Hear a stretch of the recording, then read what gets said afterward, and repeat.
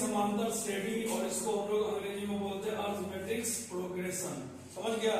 ये होता है क्या? समांतर श्रेणी का यदि आप मतलब समझिएगा तो समझिए कि यह क्रमिक संख्याओं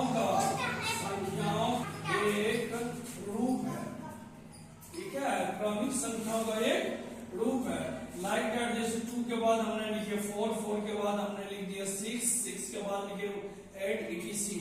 और इसके साथ साथ क्रमिक संख्याओं का रूप होने के साथ साथ इसमें जो अंतर होना चाहिए वो भी अंतर क्या होना चाहिए?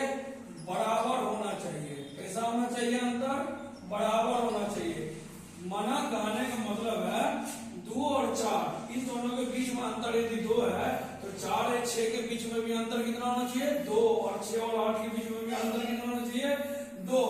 इसी चीज को हम लोग एपी में जब पढ़ते, समांतर श्रेणी में पढ़ते हैं, तो इसको हम लोग पदांतर या हम लोग सार्वअंतर बोलते हैं। क्या बोलते हैं? पदांतर और सार्वअंतर, जिसको हम लोग छोटा डी से डिनोट करते हैं। और उसके बाद ये जो पहला पद जो होता है, पहला जो पद होता है उसको हम लोग ए से डिनोट करते हैं, छोटा ए से डिनोट करते हैं। और जो लास्ट पद है, जैसे एग्जांपल के तौर पर हमने दिया 5, 6, मान लीजिए 7 दे दिए, 8 दे दिए, 9 10 मान लीजिए 45 दे दिया। तो इट मीन्स 5 इक्वल टू पहला पद। पहला पद क्या हो जाएगा? दैट मीन्स ये पदांतर 6 माइनस 5, पदांतर हमेशा याद रखना दूसरा पद माइनस पहला पद होता है। क्या होता है? दूसरा पद माइनस पहला। 6 में से 5 जाएगा, कितना बचेगा?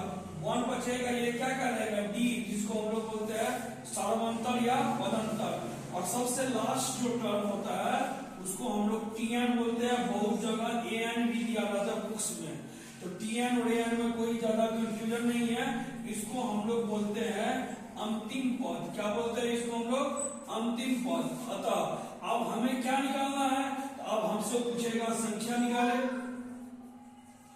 पदों की संख्या निकालिए। पदों की संख्या क्या होगी?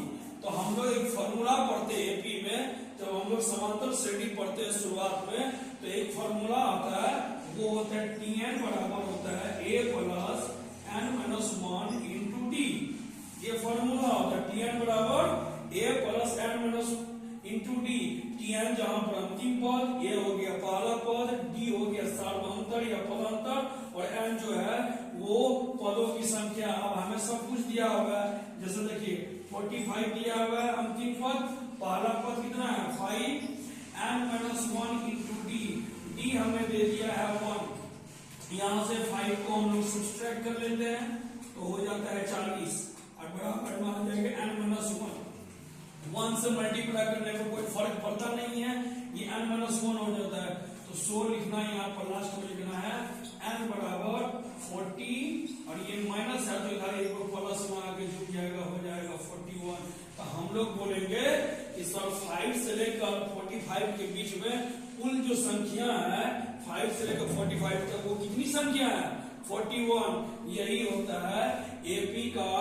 एपी में जब आपको अंतिम पद दिया हो, पहला पद दिया हो, सार्वअंतर दिया हो, तो उस समय पदों की संख्या निकालना है, तो इसी तरह आप पदों की संख्या आराम से निकाल सकते हैं।